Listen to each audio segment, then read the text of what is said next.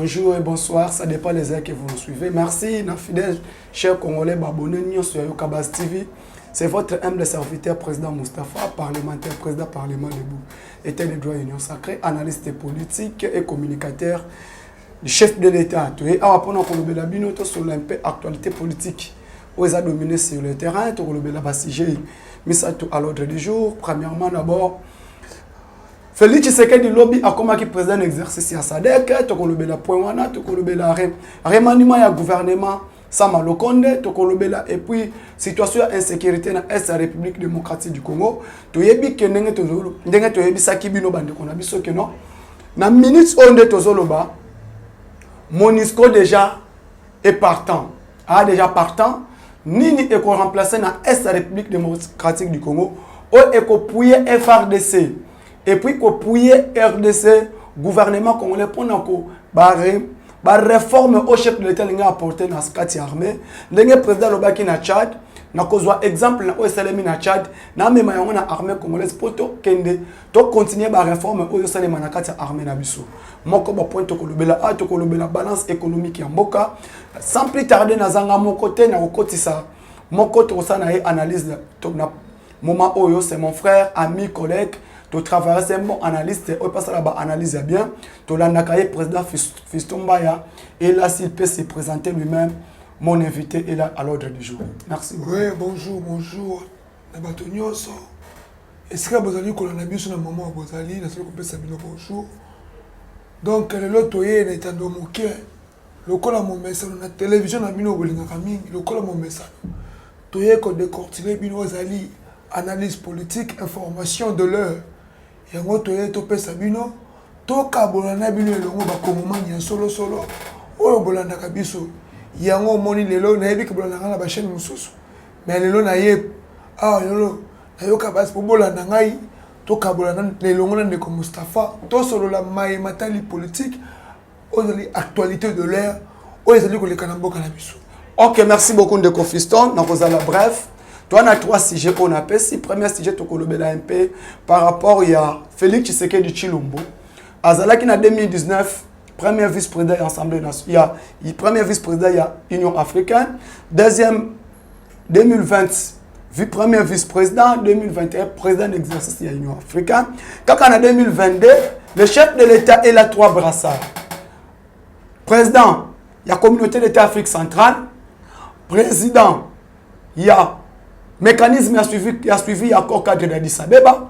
En même temps, aujourd'hui, président de SADC. Mon frère Fiston, sur le plan diplomatique, Ndenge Félix Tshisekedi Azo Komata. Batu bazolo bakeno, Azo Mata toujours, maintenant RDC Ezo ko apporte rien. Dollar Ezo Mata, c'est Komata, insécurité na Est Ezo ko continue toujours. Yango mo muketo fanda mo muke na premier volet sécuritaire. Parce qu'aujourd'hui, nous le savons que l'Est de notre pays est agressé par l'armée rwandaise. Ici, le chef de l'État est clair devant ce père, il y a l'Union africaine. On a parlé du peuple après qu'on décorait tant à 8 paroles. Il a remercié la République sœur d'Afrique du Sud et la République sœur de Tanzanie et la République sœur de Mozambique, si je ne me trompe pas, par rapport à l'aide au bateau de l'armée congolaise pour nous appuyer dans l'Est de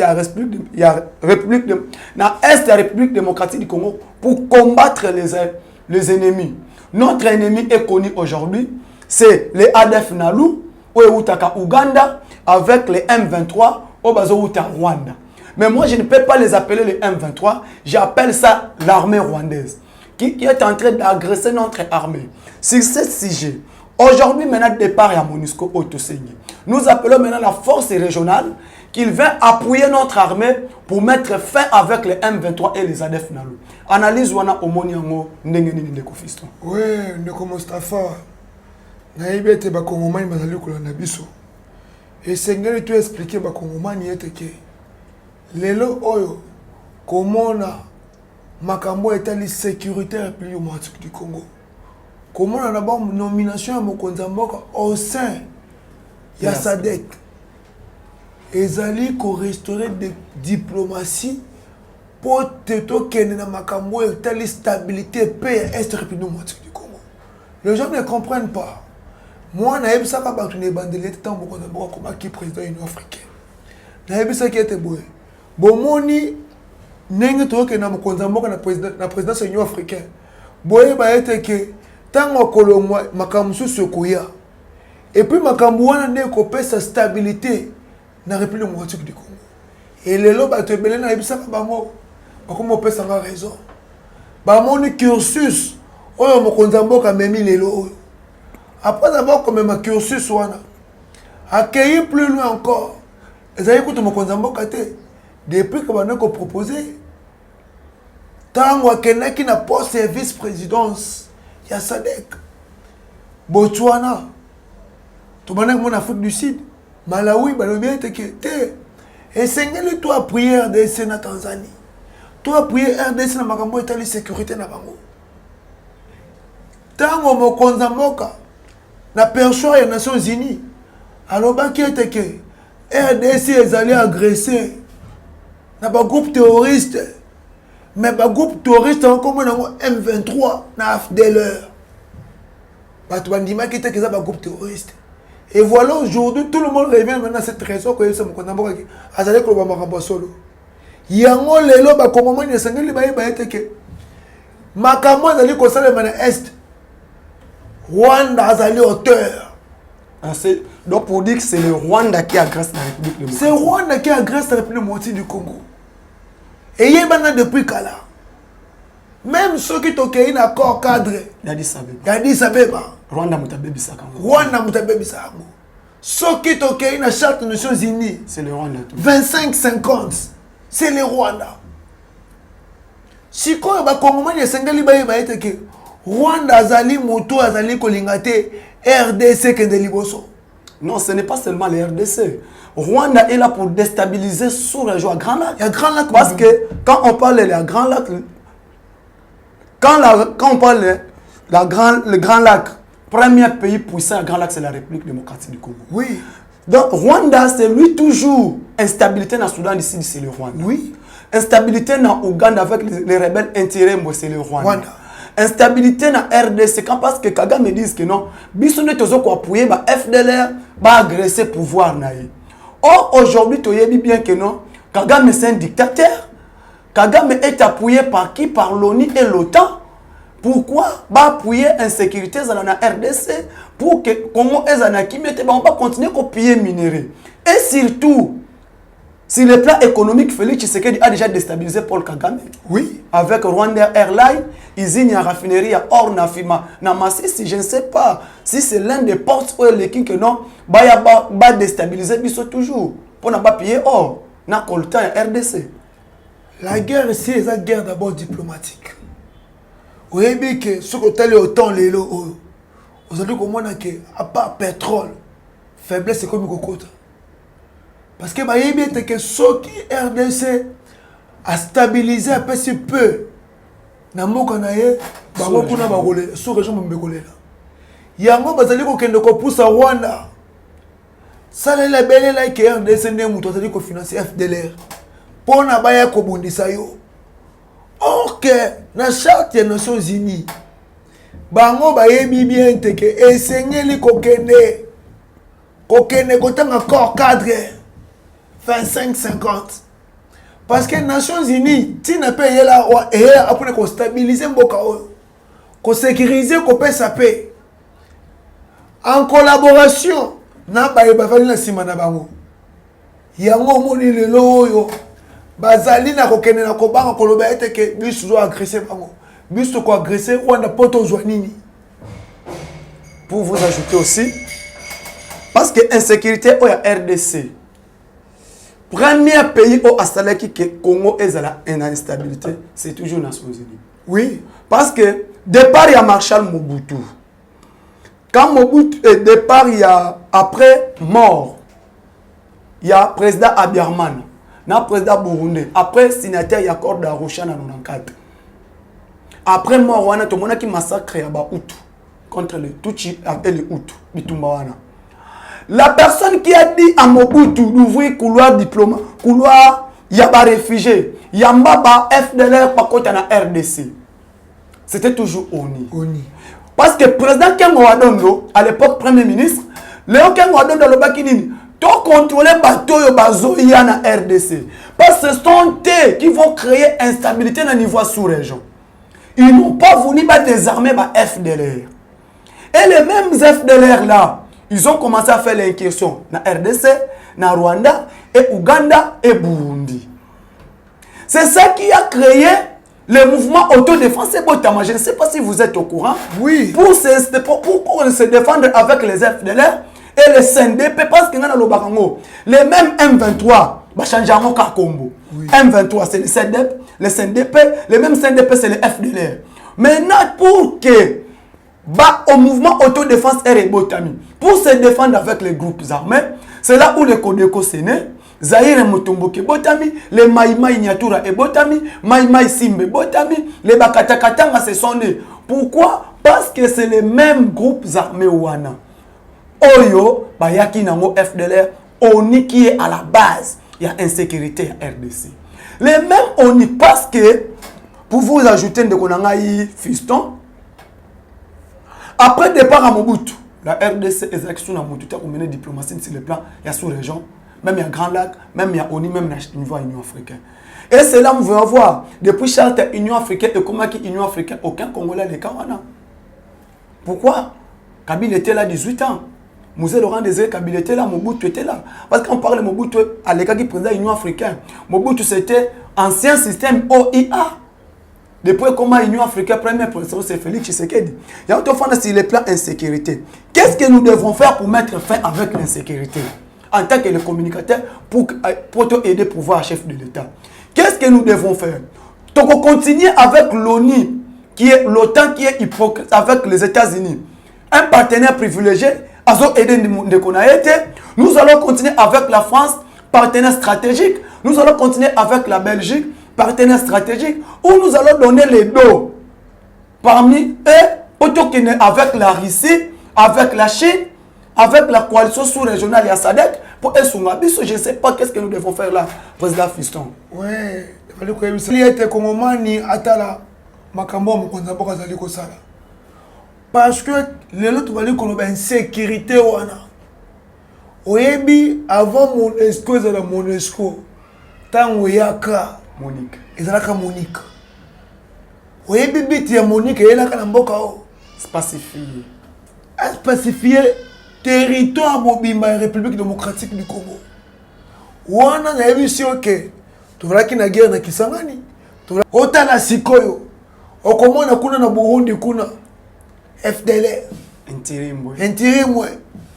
To yesusu awa. ADF Nalu. M23. Zaira Koto. Kodeko. Koto bakataka katanga. Ça veut dire que balingi pesa la terre. Il y a moins de points de Kosunga. Et aujourd'hui encore, au niveau de Maïndombe. Ozoyo kaka awa liboso awa. Na mai bazo buna entre bango na bango. Tout le monde on est comme un groupe rebelle. Comment peut-il un civil Aboma Soda? Vous voyez comment ils veulent maintenant déstabiliser la République démocratique du Congo. Est-ce que les éleveurs au Kabila même à grand bande à l'époque au Sud-Soudan, est-ce que vous contrôlez la bango? C'est ça. Bamboloro. Infiltrer Badou. Soi-disant les verts. Pour pas compliquer, peine à Kati Mboko. Kabila a planifié. Il a planifié d'abord quand il était au pouvoir. Et après pouvoir. Et après le pouvoir. Kabila a planifié. Comment t'es-tu envie qu'on stabilise Mboka? Mais grâce à Mokonza Mboka, tous les plans machiavéliques de Kabila, il y a une restauration diplomatique. Restauration diplomatique, SADC, CGRL, ni, ils ont la République démocratique du Congo. Aucun président n'a n'a cursus sur le qui. Tu as ce qui m'a dit que Mokolo Bokomona Mboka oyo kozwa président ya mwana mboka solo. Bokomona changement même sur le plan de vie diplomatique. Les autres koyoka Russie allait solliciter RDC. États-Unis, Chine, Corée du Nord, Corée du Nord. Ça veut dire pourquoi? Que Mboka Oyo Congo soki ezali malamu. Toyeba que Afrique mobimba et qu'il y ait une émergence et qu'il y ait un développement. Raison pour laquelle les Américains, les Français, le développement est africain. Dans les côté partenaires, soi-disant les partenaires privilégiés. Comment tu peux être un partenaire privilégié? Mon partenariat de Konangaï, Mustafa, il a qui signé? Ceux qui n'ont pas de difficulté, est-ce que le Sungangaï? Oui, c'est un partenaire. Mais la République démocratique du Congo, un pays en guerre. Avec l'Iran. Azan a fait un embargo. Yo partenaire aux alliés. N'est un pays partenaire, privilégié. Nations Unies, mboka besoin agresser bango. Voter la canamis. Mais c'est un partenaire. Asungayo. Asungayo. Apesa yo makasi makoki. Ya kolobete kete. Le kolobali partenaire na ngai. Ngai nazo pesa yo basoda boy. Nazali ko financer yo na mbongo temps pour éradiquer ma troupe rebelle. Non. Mais un partenaire Yamaloba. Maintenant, qu'est-ce que nous devons faire? Et voilà maintenant. Quelle est maintenant la solution? Mais nous devons faire un effort maintenant que les partenaires Maintenant, nous-mêmes, on n'est pas fort. Notre armée n'est pas fort pour mener combat autosile. Mon cher, mon condamné qui réforme au sein de l'armée. Réforme, mais il est là. Depuis mon condamné, il y a déjà 30 000 militaires qui ont été formés. Ils ont comme une école de guerre. Là, déjà, c'est réforme. Il y a une réforme dans l'armée. Il a lancé l'école de l'école d'armée. Pour moi, qui va passer qui va diplôme de mérite. L'école d'armée. Vous savez quoi, Congolais? Si qui n'a un info. Au concours, tu as un formateur étranger. Si qui n'a pas de ça veut dire que réforme est dans l'armée. Mais c'est ce qu'on processus. Ça prend du temps.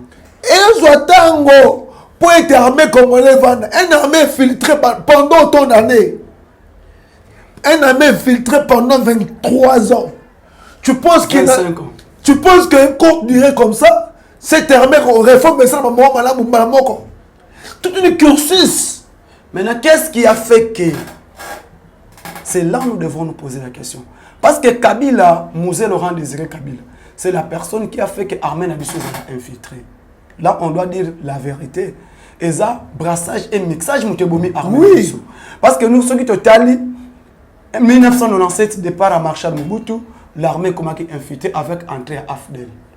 Mixage et brassage et salémi. 2005, 2001 à 2004, 2005, brassage et mixage entre MLC, RCD Goma, RCD KML, tout un groupe Maï, tous les codes, tout comme cela. Il y a eu encore brassage et mixage. Nous sommes arrivés en 2013 avec accord signé entre Joseph Kabila et le mouvement M23. C'était ce qu'on a dit accord. 2012, quand Goma et Zalaki tombé, il y a eu accord et Zalaki Kenon M23. Un accord signé par Raymond Chibanda. Accord signé Raymond Chibanda, président Kagame, Joseph Kabila. Là d'abord accord 2009 entre le mouvement du 23 mars 2009, on va reconnaître comme mouvement politique. Kamere n'a pas voulu. C'est là où moi j'ai dit Kamere parfois comme pacificateur et Biman en 2009. Quand Kamere a dit mieux vaut de quitter Kabila que d'accepter cet accord. Il y a un 23, il y a un mouvement du 23 mars 2009. Kamere était chassé président de l'Assemblée nationale pour reprendre, pour que officiellement il y ait signé accord par un fils du pays qu'on appelle qui reconnaître en haut, Évariste Bocha. L'accord a été signé où? Dans Nigeria, devant le président Obasanjo comme témoin. Et il a demandé à Raymond Chibanda 4 fois, est-ce que vous avez lu cet accord? Raymond Chibanda a accepté. On a mis cette coopération régionale. Et chef à diplomatie, affaires étrangères. Est-ce que tu as lu cet accord? Mais c'est Raymond Chibanda, tu as lu cet accord. 4 fois. Alors, cet accord va vous ramener des problèmes les années à venir. Aujourd'hui, nous sommes où pour reconnaître le mouvement de M23? Aujourd'hui, M23 est arrivé. L'accord dit quoi? Le Rwanda doit contrôler les frontières de la RDC de nord jusqu'à ouest. Hypothécage Yamboka. Le Rwanda doit contrôler les frontières de la RDC. Le Rwanda a droit de contrôler les services de la renseignement de la RDC. Le Rwanda a droit de contrôler les services de sécurité de la RDC. C'est le Rwanda qui devrait sécuriser la RDC de nord jusqu'à ouest. L'accord signé, qui était président de la République? Président de la République, Joseph Kabila. Qui était Premier ministre? Adolphe Muzito. Qui était président de l'Assemblée nationale? Kamera Boy Babengani Vital Kamere Bache Bocha. Comme président de l'Assemblée nationale. Qui était ministre des Affaires étrangères et coopération régionale et sous-régionale? Raymond Chibanda. Aujourd'hui, le pays a été hypothéqué. C'est l'accord que M23 revendique aujourd'hui. Ni M23, mais c'est le Rwanda. Mon frère à moi, président Fiston, comment est-ce que Kagame dit que non, ce n'est pas moi qui agresse le Congo est agressé par eux-mêmes? Parce que les M23 sont des Congolais. Comment c'est possible d'attendre en négociation? Celui qui doit être présent, c'est Paul Kagame. Voilà pourquoi j'ai dit que Tshisekedi a sauvé le pays. Parce que Tshisekedi a démasqué face à Paul Kagame. Je ne sais pas, concernant l'accord ORM M23, Azo revendiqué. Si vous êtes au courant que non, ce n'est pas Tshisekedi. Le signataire, c'est Kabila. Mais Kabila est venu pour hypothéquer la République du Congo. Alors, na simbi sayango na bango na nyo na simbi sayango. Ndo mona Kabila simbi samboka. Tangu akena ko signer accord. Est-ce qu'il y a un qui Congo qui n'a qu'à signer accord na M23? Na Rwanda. Na Rwanda. Est-ce qu'il y a Tangu Kabila zongi. Alors, après avoir signé accord Rwanda. Bon, mon akibino moko. Tous les frontières RDC. Il a fallu qu'on ait bisayo. Bon, mon a service. Il y a renseignement RDC. Infiltré. Infiltré. Armée infiltrée. Armée infiltrée. Na kala so notamment le état-major général on dit matin. Okobanga. A combien ça va tout moussou sur le commerçant? Kabila, combien ça va colonel le général? Moutou commerçant. Bah, juillet, boye. Pour que ça ait une cop mot quelconque, c'est pas ça, Kabila pour le Mamboka. Et voilà maintenant cet accord signé par Raymond Chibanda. Il y a un moment où on a sommet à Kenya Bagini. Bah, encore on a bien. Mais c'est l'accord qui devait que le président. Parce que le président Tshisekedi a le clair. Quand le président Tshisekedi est allé inaugurer le centre d'agriculture à Sud Kivu, quand avion est Limouaki, parce que le président a appelé le président Wabasanjo. Il a appelé l'ancien président Joseph Kabila qui puisse être là. Président Kagame Aya, Kabila na Kagame Bayate. Pour voir, revoir l'accord au Kabila Signaki. Quels sont les aboutissants à cet accord? Et le président dit, y compris quel que soit l'accord de l'Émera. Accord quoi? Tous les accords à Bouo, puis à Fatia Boyakiamou. Avec le président Bimois. Mais le président Azalaki n'a bonne foi.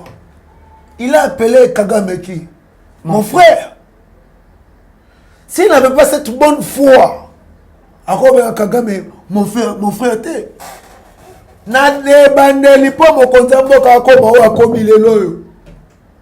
Allah qui ça va courtoisie diplomatique. Au lieu de mettre des murs, mettez les ponts. Mettez d'abord les ponts, négocions d'abord. Négocions. Et le donc garantir paix dans tous les deux mboka. Et dans le niveau sous-région. Le niveau sous-région. Et puis pour nous garantir, il y a un libre-échange. Vous comprenez? Il y a un ton imam qui signe un libre-échange. C'est là où Kagame est, où Kaki est mamie. Plus, tel la maille, mon konzambo habité. Na kota non peut libre-échange. Les gens oublient parce que il y a deux fois des Congolais qui bossent en actualité.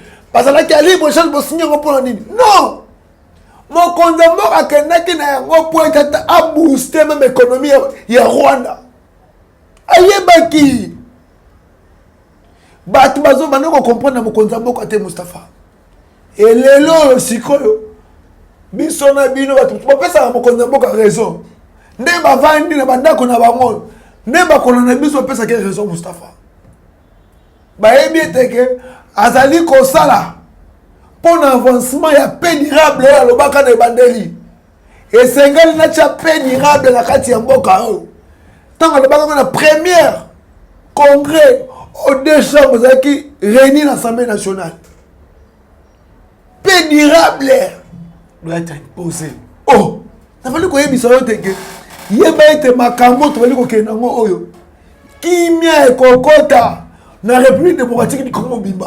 Peine à niveau sous-région. Et puis na sous-région ko bimba. Il y a Grand Lac. Il y a Grand Lac. Bah tu faut ngani batala ba signe du temps. Moi je félicite maintenant quand le président Sassou Nguesso va baigner pas Tony Blinken ah oui, je ne peux pas venir parce que ce qui se passe au Congo et qu'on risquait ça ne m'appelle pas nangai. Alors, pour que tu avances, il faut que la paix totale écoute à la République démocratique du Congo. Mais qui arme les Rwandais? Parce que moi, je vais me poser la question. La France est le 3e pays mondial importateur de l'arme. La France est importateur de l'arme. Parce qu'elle en a habitué. Donc, c'est la France qui arme parce que la France, c'est les gendarmes en Afrique. Mais yo que parmi tout le de sur la tête, français na kati. Français na banglais. Français ne battent embargo parce que français bazali les intérêts bazana même mise. Oui, que ça France na Rwanda ça entreprise belé. Oui, Vista France, ils en ont lingana qui me côté pas na bino. France a qui na parmi bateau baboyaki. C'est lui qui a imposé. Il s'est imposé pour la Colongola, RDC, embargo. Afrique du Sud, qui continue ça. Du jour au jour, et voilà maintenant. Nos adversaires de la République démocratique du Congo sont connus. C'est parce que nous avons vécu la diplomatie. Ce qui est la diplomatie, on sait qu'il y a l'Union africaine. Revenons maintenant à la jeunesse. Tout ça qui sont révélés aujourd'hui est où dans l'Union africaine. Tant qu'on a Moka, Azouaka, présidium de l'Union africaine. Parce que ce sont des dossiers administratifs. Autant qu'il y a un peu de Moustapha, on va pas ça. Ce qui est le déjà, il y a un bazar. On s'allie remise au Azali. Document, tous les dossiers. Et c'est la connaissance. Tant que vous gérer. C'est de même. Union africaine. Avec une stratégie. Il y a un admission en poisson. Négociation, qui na bango siégéré ni c'est les organes. Il y a une africaine. Tout ça. Il y a un monde qui est retombé dans le monde. Maintenant, départ, il y a MONUSCO. Force sous-régionale. Parce que tu as dit déjà que non, armée au Burundi et Koti, précisément dans le territoire de Massissi, pour arrêter Bantirimbwe, Ouganda, Burundi, et puis combattre M23, ADF, côté armée tanzanienne. Déjà, ils ont quota armée Afrique du Sud, ils ont quota sous la coordination des forces armées de la République démocratique du Congo et les forces armées et le général-major Yangola. On doit maintenant déloger les M23 au niveau Bunagana. C'est-à-dire là maintenant pour l'instant. Et les gens, il faut informer les Congolais. Tu sais, il y a un malade au sein de la République démocratique du Congo. Beaucoup de Congolais ne sont pas informés. Pourquoi les Congolais sont Mawamingi? Sur 145 territoires, il y a RDC. On n'a jamais dit que Bunagana c'est un territoire. Le président Epenge, un communicateur, qui dit le Tshisekedi est incapable parce qu'il est incapable de libérer le territoire de Bunagana. C'est grave. La cité de Bunagana est notre territoire. Territoire, c'est Rutshuru. Territoire, c'est Rutshuru. Rutshuru est un étibiso à te benga kango commune. Commune ya Njili. Quartier 13, 3, excité Yangwana kuna babenga kaba quartier. La cité de Bunagana qui est une coin stratégique au M23 Fandi. Grâce à la réforme menée dans la armée, Fatia Sali, aujourd'hui plus les aboutissants à l'état de siège parce qu'aucune stigmatisation sur le plan armé Bacha est réussira à 100%. Non. Grâce à l'état de siège, l'ennemi est incapable de développer, comme en 2013, à Botola Biso Goma, à nommer un gouverneur, à nommer un chef du quartier, à nommer un maire. Et aujourd'hui, M23, armée rwandais incapable de continuer à avancer. L'homme balingi ba mekabo na Uvira, ba kutani na ngo. Et aujourd'hui maintenant, la réforme menée dans la armée par le président de la République. Donc on a un fiston, M23 incapable, armée rwandais incapable, il y a comme ça là ba incursion. Ba ADF incapable de continuer ça la incursion. Et je me demande, avec la coalition forces armées à SADC, parce que tu es bien au niveau instance Union africaine, la grande puissance c'est la SADC.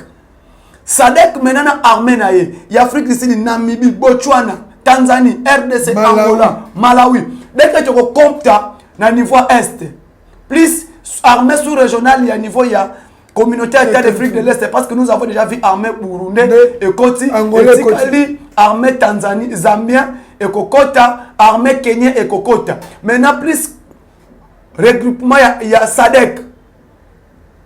Nazoka moi presque que Tokobo to la Rwanda. Parce que l'objectif Nabiso, l'ennemi doit être de retour to kolanda ennemi type place à Kokima. Pour toi arrêter bang. Je ne sais pas. L'Afrique du Sud a quitté na autant G20 Salaka. Il s'est aligné na Brexit. Parce que tu as deux grandes instances aujourd'hui. Les pays les plus endettés du monde, qu'on appelle le OTAN et G7, et pays qui veulent le développement du monde, qu'on appelle la Brexit, à la tête Russie, Chine, Corée du Nord, Iran, Irlande, tout, Afrique du Sud, Brésil, Inde, Toyébité. Dans deux régions.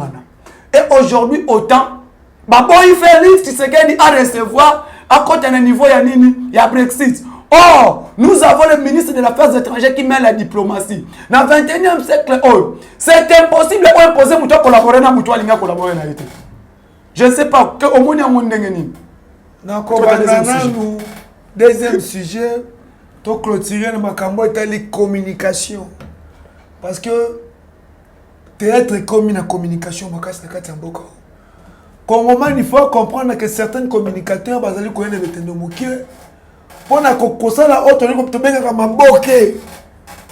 ce n'est pas la communication, c'est la comédie. C'est la comédie. La communication.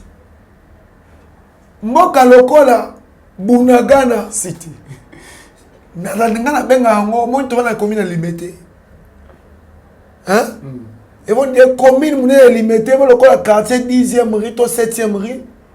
Kulu les ali ko bundama. Est-ce que éco kanga fonctionnement il y a limité? Il y a ben institution to ben limité? Non.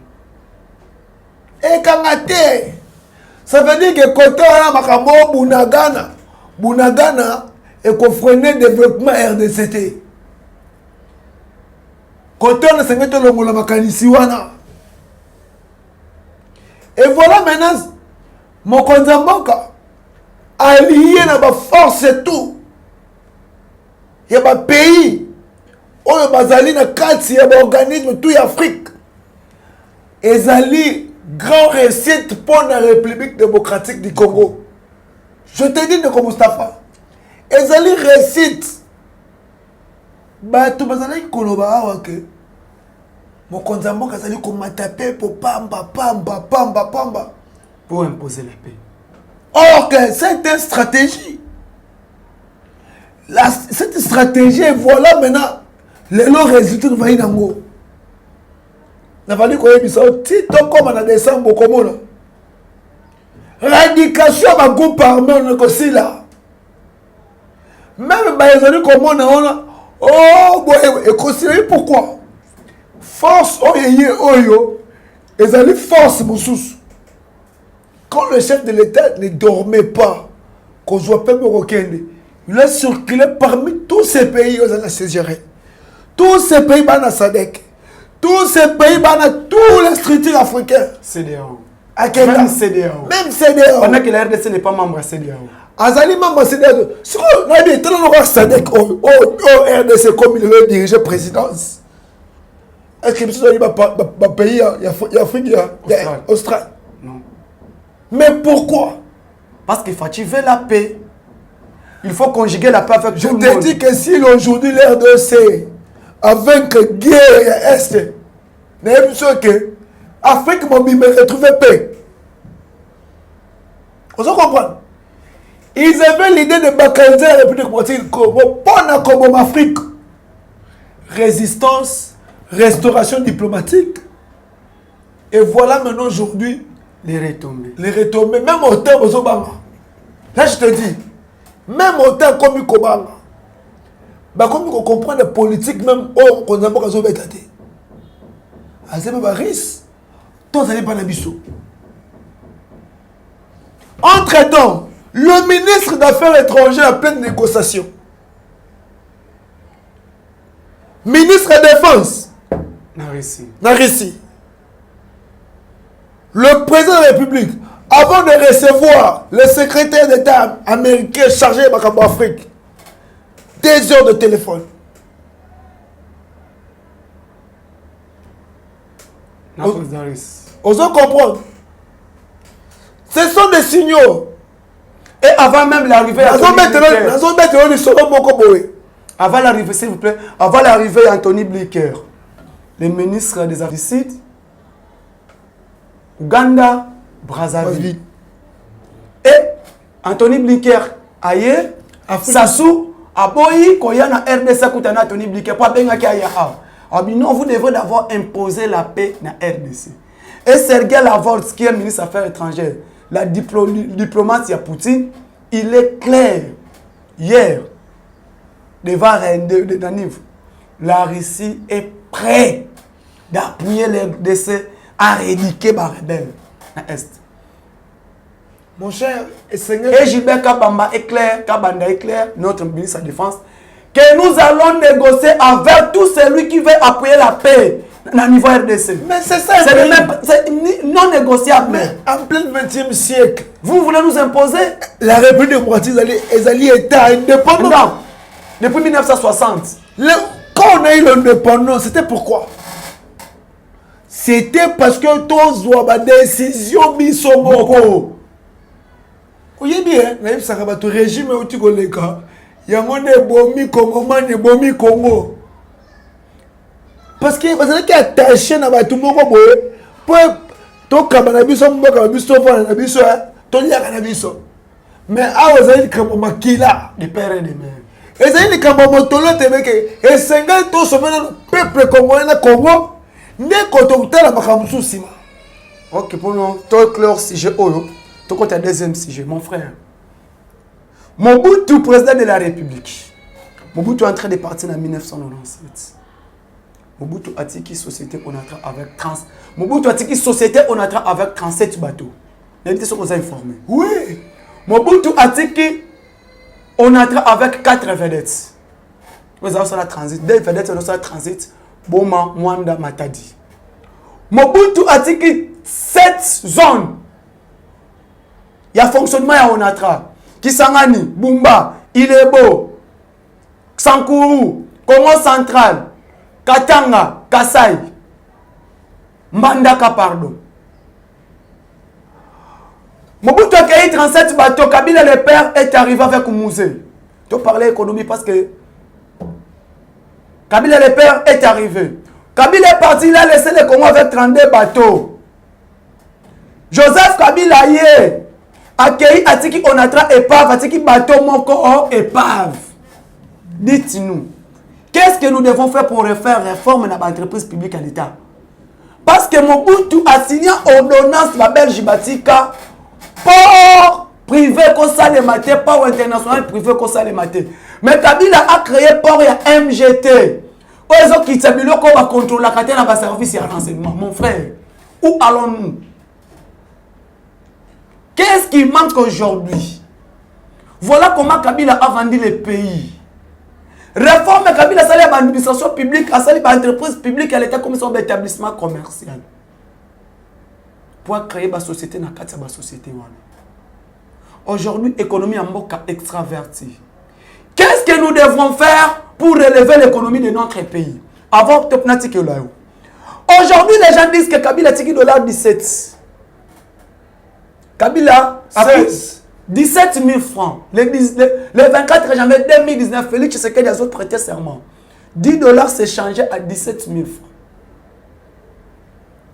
Félix Tshisekedi a coûté à Kabila à Joseph a coûté musée $100 égale 11 000.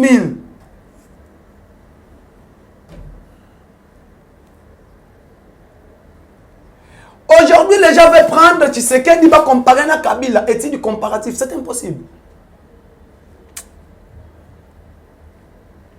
Azui Onatra, un commissaire SCPT, Société Congolaise, Société Commerciale des Ports. Azui Ofida, un commissaire de Direction Générale des Douanes et Assises à changer en office. Abomi chemin de fer, va créer ma société transgazelle. Kabila Bomi Orgaman a créé égal. Je ne sais pas de qu'on a fiston avec l'intellectualisme. Parce que c'est bien une bonne réflexion. Parlez-nous un peu. Quelle est la première dame dans le monde?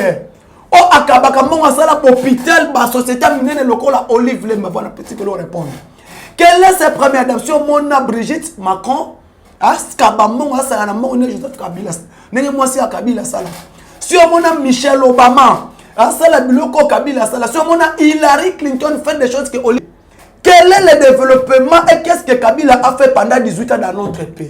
Vous avez 5 minutes. Que Mustafa Kabila est comme un Nembo. Parce que Nengani Mutakuti a coûté 37 bateaux Mobutu Atika. Kabila le père a tiki 22. Hier Kabila tiki pas venir monter Koufa. Babel la biso a obtenu son habit en 2016 réforme au sein des entreprises publiques. Le Congomani Moussousou Kabila broutissa qui biso. Après même biso Kélès, après même biso Yokoli, après si biso Kwiti. Toyeba qui réforme, on a tiré dans le côté. Tobeteli maboko, réforme de l'entreprise publique. Nous avons pour créer un port naïe. Fictif. Fictif pour mon soleil, le Congolais, il a contribué le Congolais. Et tous ces ports-là sont des ports de l'ancien régime. Régime, il y a Kabila Bomi, économie congolaise. Je ne connais que ça, pourquoi? Tala Mobutu, Kobime Mobutu, a détourné dans le Boko Yibaka par 19 milliards. Mais Kabila n'a pas tout l'Isanga na ils ont payé 180 milliards. Après, il savait que club d'amis de Kabila, entreprise, il va tirer l'histoire. Baké Kozo MGT, Babomi Port Onatra, va créer port international. Bakomi créer port international. Est-ce qu'il port international? Est-ce que Onatra, c'est qu'il n'a pas qu'il a consommé matériel? Et s'il était dédoublement, c'est une entreprise publique. C'est une entreprise privée. Congo Airways. Tu vois là qui n'a ni Congo Airways. Dédoublement. Chemin de fer. Kabila comment c'est nécessaire. Akena, toutes les entreprises, elles étaient contre Ramosolo. Elles peuvent l'économie en tant que ça la macasse. Kabila Bomi. Aziba mi tuka minene. Comme bakaba minéré.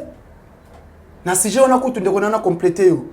Herba Bomi CNCC, société congolaise de chemin de fer. Ba créer Bakuna Matata Batrak à complicité et Moïse Katumbi. Aujourd'hui je serai candidat président de la République. Yango mona tina Kabila Moïse Kabila ba Katumbi akala nyomona ye. Adafi saka nini manga bakongomani. Et voilà comment l'économie de la République du Congo est créée en faillite. Mobutu nous a laissé le premier pays en Afrique centrale. C'est-à-dire qu'on produit huile de palme. Société locale appelle Zen. Et ça va. Le Pel Zen est allé wapi. Premier pays, c'est-à-dire qu'on produit café. Maintenant, à Kabila, RDC doit produire 30 tonnes de café conteneur, mon cas 30 pieds. Et voilà maintenant, bato baveni koloba ke Kabila na 18 ans sali attiré ce budget à combien? 1 milliard. 800 millions. Nanyo na réserve stratégique ou tezalaki te. Mboke pave Inexistant. dans le biso kende comme Mustafa Mboke pave. Rien n'avait à récupérer encore plus na kati mboka o. Pour être économie en mboka o comme makasi et sengali production interne. Mboka o ezali ko kokende kosomba ko importer tina matungulu na tonga. Je vous dis que c'est pas un pays. Mboka zo produire matungulu. Et ça normal te? Ils ont importé. Ils ont importé matungulu, c'est normal te? Nandembi. Nandem, dit ce que matungulu. Et voilà maintenant grâce à cette économie. Oh, mbongo ezala stabilité monétaire ezali.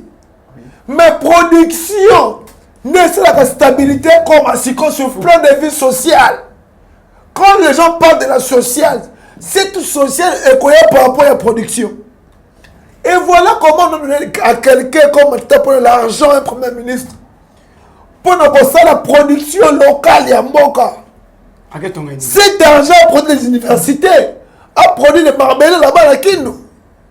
Il a semé le maïs pour récolter université. Université de maisons. Et voilà maintenant l'économie. Ils ont créé un côté pas. Balance économique et passif. Au lieu d'être actif, passif. C'est aujourd'hui avec Félix Tshisekedi, tout ça la bilan redressé. Tout peut se redressement. Au côté de la balance économique, c'est pas ça que et c'est que pour la stabilité de l'économie, on parle de loi de l'offre et de la demande. Oui, c'est ça le développement d'un pays. C'est ça la stabilité économique d'un pays. On carburant matitalo. Dans certains pays africains, carburant matitalo RDC. Et il y a des marches aujourd'hui en Argentine pour nos bilans à lier. Je ne sais pas si vous êtes informé en France 24. Mon cher. Marche en Argentine. Bazana bilo akoliate. Ya mwana bali koloba que comme mani esengala te la vision ya mokonza mboka. Pour apesa bango réussite.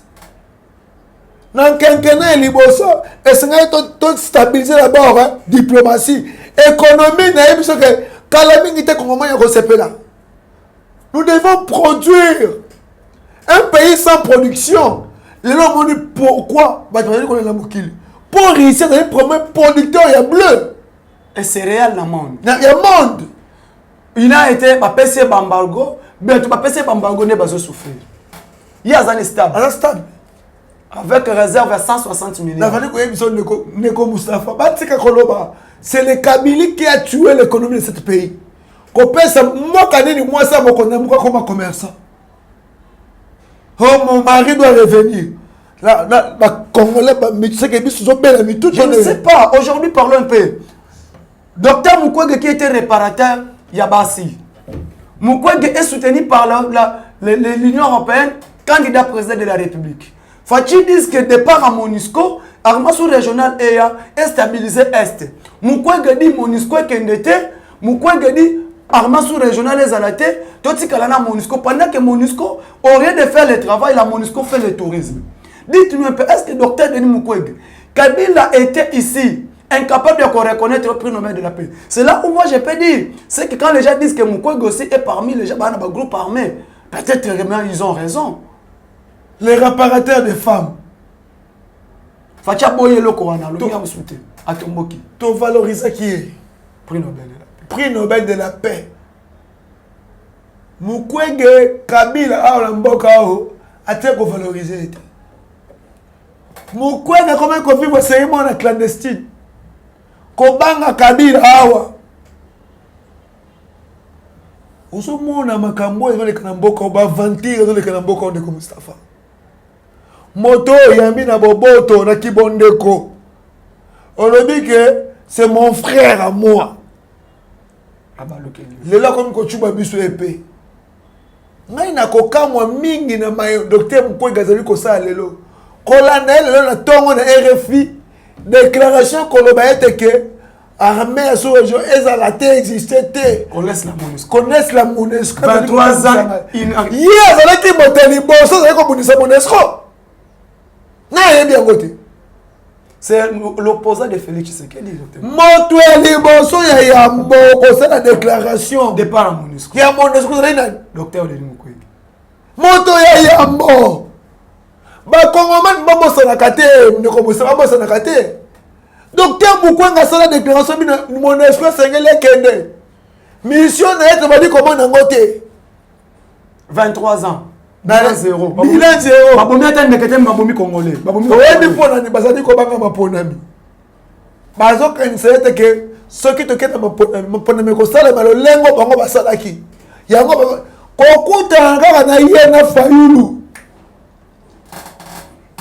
abebisi mbala moko. Parlons un peu de Moïse Katumbi. Moïse Katumbi, dans une minute, nous allons clôturer l'émission Nabiso. Dans une minute, Moïse Katumbi, depuis qu'il est venu à l'Union Sacrée, il n'a rien apporté, sauf que des problèmes. Je l'ai dit, Moïse Katumbi, depuis l'Union Sacrée, il a besoin de problèmes. Moïse Katumbi était avec Kabila, il est parti, Kabila a resté de diriger.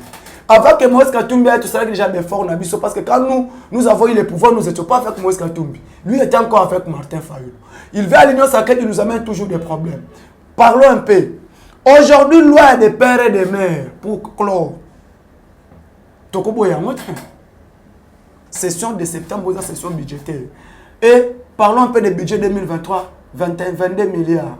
Est-ce que, quand même, satisfait, diminution 50% train de vie des institutions? C'est que le président dit au Conseil des ministres. Mais, essayez d'abord tout le monde, la Katumbi va donner les leçons. Mon travail, la carte union sacrée. Ma famille critiquer le pouvoir. Ce qui est vraiment une idéologie politique, c'est rien contre l'union sacrée. Et c'est là qu'elle va être un bimi. N'a ministre a tout bima. Comme Azali Karis avait une idéologie politique, au moins même le ministre n'a pas été Baboyi. Il n'est pas un politicien, c'est un matérialiste. C'est un commerçant. C'est un commerçant. À combien comme si politicien encore. C'est un footballeur. Il va comparer la football à la politique. Balle na politique. Et ça n'est pas côté. Balle politique à la balle politique ezali il y a bateau ya boignon. Politique ça il y a bateau na nerf solide. Yes ko ezali na ngote. Yango monde à côté paté pas. Mais makambo ya mokonza mboka lobi makambo toli ko yoka sur loi de père et de mère. Émission qui amata kitana se et kangaye il est déjà maudit s'il n'est pas politique parce qu'il n'est pas congolais. Émission que session parlementaire autour budgétaire. Il y a six capots parce qu'il y a trois matières à traiter. Papa, acceptation du budget il y a 2023, audition chef de l'État devant les deux chambres et plus traitement loi budgétaire et puis bayoka rapport Yasseni. Na émission que et kanga Moïse Katumbi. Makambo telle loi. Il y a ce qui est en train de faire réforme et armée. L'un des matières aux années, ça c'est ce budget. Na émission que Makambo est allé d'abord. Makambo est allé loi électorale. Ou on a coûté trop bête en mode d'ailleurs aussi là. Quand on voit ce que tu as de la rose ou tu as un petit jouet. Même Makambo est allé condaminer. Train de faire institution au Mokonzambo Kalobi. Et Zali à solo. 50%. Tous allés dans 26 assemblées provinciales. Ne commence pas 26 assemblées provinciales Kabila Tikela Bisso pour l'enrichissement de Batunaye. Mon frère, maintenant parlons un peu diminution de train de vie d'institution parce que tu en as une minute. Par rapport aux 26 assemblées provinciales, Kabila nous fait quoi? Moi j'ai dit clair, avant là on a les élections c'est bon, mais on doit revoir la constitution congolaise. Mais je vous dis, 26 assemblées provinciales, 260 gouvernements, ministres provinciaux et les chefs de division. Fonctionnement des frais des assemblées provinciales. Même chef de bureau quartier. Chef de bureau, tout consomme. Maintenant, comment est-ce que le pays doit fonctionner? On doit abolir toutes ces lois. Mais Kabila Kabila qui a hypothéqué Mboka Kongomania Zolo Kamalongate. Maintenant, prenons rien que le fonctionnement de l'assemblée professionnelle surtout. Fonctionnement de gouverneur et paiement tout. Et quel est le chef de division Bassa Moussalani? Ministre de l'Intérieur est là, ministre de l'Intérieur provincial. Et chef de division encore est là. Vraiment, si j'ai autre continue en lobby, on nous a fait le temps. L'air c'est l'air, vraiment. Merci beaucoup. Bolandi Dio. Lobby matin, nous allons parler sur que l'économie avec lui dans le marché central. Glody, Harris, vous avez mis ce temps parce que ton Kati matière est tellement belle. Par exemple, si vous avez président Fiston, vous avez lobby dans le marché central. Donc, travailler Dio dans la même caméra, dans Yokaba TV. Merci beaucoup. Nous avons mon numéro plus 243 89 86 52 097 plus 243 89 86 52 097. C'était président Moustapha Natiki place. Pendant qu'on a appelé oui, comme Mani, merci beaucoup. Est-ce que vous avez besoin qu'on a biso? Na vali ko senga bino matoni mingi, mais biso ali basali na bino. Boto yebi to vali ba to imperfection pesa kana musala. Ceux qui bomoni ko pesa biso moi toli. Bo pesi biso moi suggestion na bino ko sala biso malam parce que to vali ba leki na bino. O to vali ko sala musa o bo ko sepela ngoto pour sepela ngote. Ya mon numéro na nga ezali nga ko na nga président Fiston Baya. Numéro na nga ezali plus 243 090 71 34 691. Plus 243 090 71 34 691. Botika Malam Estra Bozali, lobby.